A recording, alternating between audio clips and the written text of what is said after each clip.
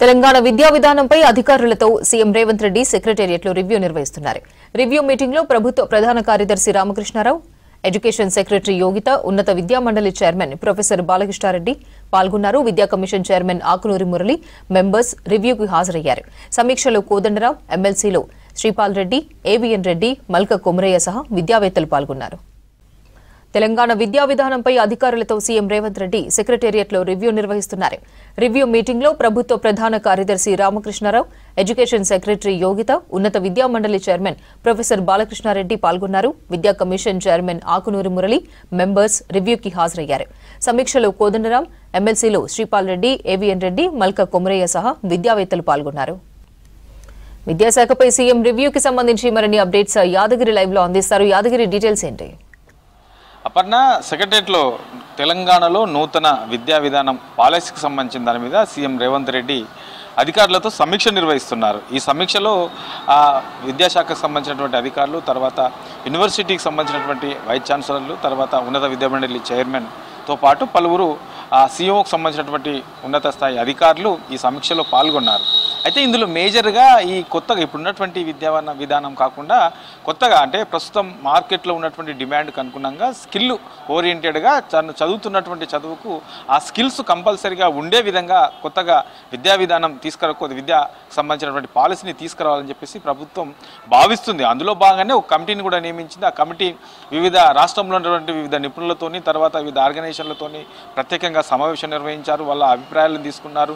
So వాళ్ళందరూ కూడా ఇప్పటి వరకు తెలంగాణలో ఎట్లాంటి విద్యా పాలసీ ఉండాలని కోరుకుంటున్నారు, ఇప్పుడున్నటువంటి సిచ్యువేషన్ ఎట్లా ఉన్నది, ఈ ప్రైవేటు విద్యారంగంలో ఉన్నటువంటి సిచ్యువేషన్ ఎట్లా ఉంది, తర్వాత ప్రభుత్వ విద్యారంగం ఎట్లా ఉన్నది. సో ఇట్లా ఓవరాల్గా ఈ అన్ని కోణాలలో కూడా ఆ కమిటీ ప్రత్యేకంగా నియమించినటువంటి కమిటీ, సో ఈ కమిటీ కూడా ఇప్పటి వరకు దీని మీద ఒక అధ్యయనం చేసింది. దాన్ని బేస్ చేసుకుని ఇవాళ సీఎం రేవంత్ రెడ్డి ఈ సమీక్ష నిర్వహిస్తున్నారు.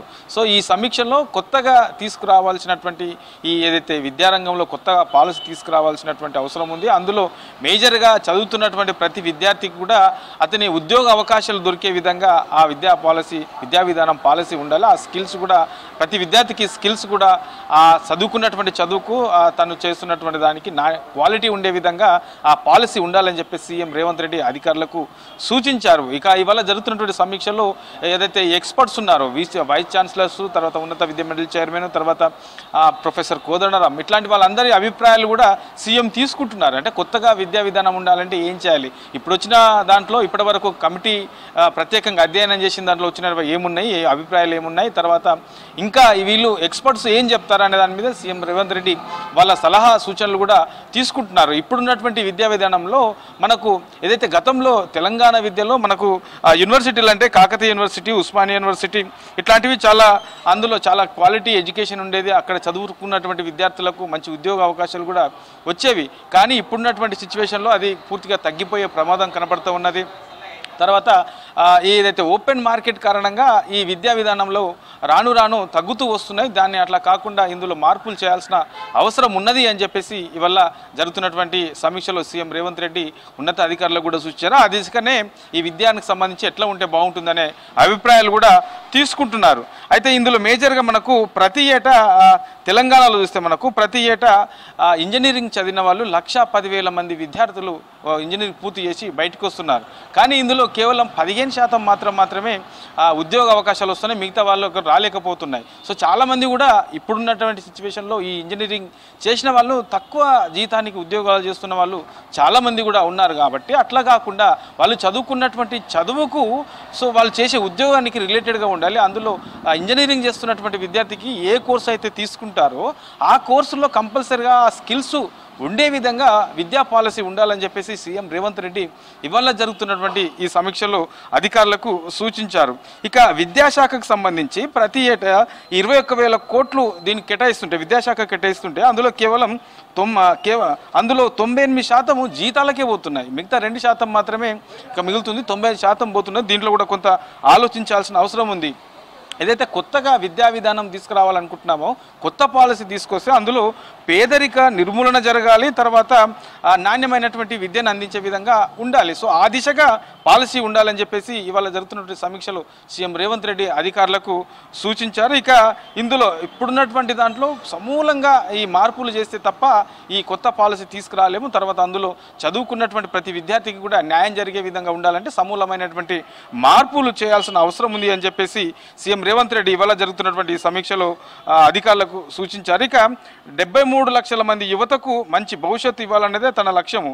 సో ఇందులో చదువుతున్నటువంటి రాష్ట్రంలో ఉన్నటువంటి యువత, తర్వాత నిరుద్యోగులు, ప్రస్తుతం చదువుతున్నటువంటి విద్యార్థులు, సో ఇట్లా వీళ్ళందరికీ కూడా ఎవరెవరైతే చదువుకుంటున్నారో ఈ వాళ్ళందరికీ కూడా భవిష్యత్తు ఇవ్వాలని చెప్పేసి ఈ ప్రభుత్వ లక్ష్యం అని చెప్పేసి సీఎం రేవంత్ రెడ్డి ఇవాళ జరుగుతున్నటువంటి సమీక్షలో అధికారులకు ఈ సూచనలు కూడా చేశారు. సో ఇందులో వీటితో పాటు ఇక స్కూల్ ఎడ్యుకేషన్కి సంబంధించి ఎక్కువగా లోపాలు ఉంటున్నాయి.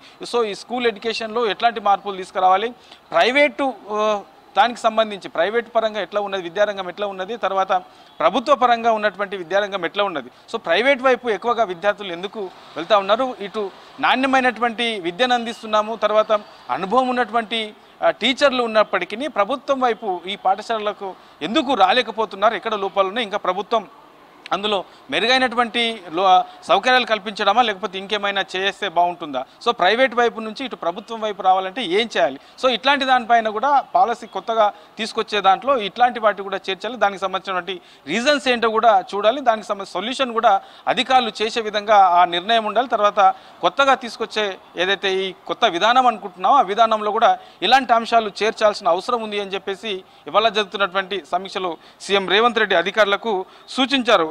మేజర్గా ఈ 1 నుంచి 12 వరకు అంటే ఫస్ట్ క్లాస్ నుంచి ఇంటర్మీడియట్ వరకు కూడా ఎక్కువగా ప్రభుత్వ పరంగా ఈ విద్యార్థులు ఇటువైపు చదివే విధంగా, తర్వాత క్వాలిటీ ఎడ్యుకేషన్ అందే విధంగా వాళ్ళందరికీ కూడా ఈ నాణ్యమైనటువంటి విద్యను అందించే విధంగా కొత్తగా తీసుకురాబోయే పాలసీ ఉండాలని చెప్పేసి సీఎం రేవంత్ రెడ్డి అధికారులకు సూచించారు. తర్వాత వాళ్ళ అభిప్రాయాలు కూడా తీసుకుంటున్నారు. సో మరి ఇవన్నీ కూడా మెరుగైనటువంటి విద్యను అందించడము, తర్వాత స్కిల్ ఓరియంటెడ్ విద్యను అందించడము, తర్వాత ఈ ప్రభుత్వ పాఠశాలల వైపు విద్యార్థులు రావాలంటే ఏం చేయాలి, ఇట్లా ఓవరాల్గా వీటన్నిటిపైన కూడా ఎక్స్పర్ట్స్ సలహా సూచనలు కూడా తీసుకుంటున్నారు. ఆ తర్వాత దీని మీద పూర్తి స్థాయిలో తెలంగాణలో ఒక నూతన విద్యకు సంబంధించినటువంటి పాలసీ వచ్చే అవకాశం అయితే ఉంటుంది. అపర్ణ.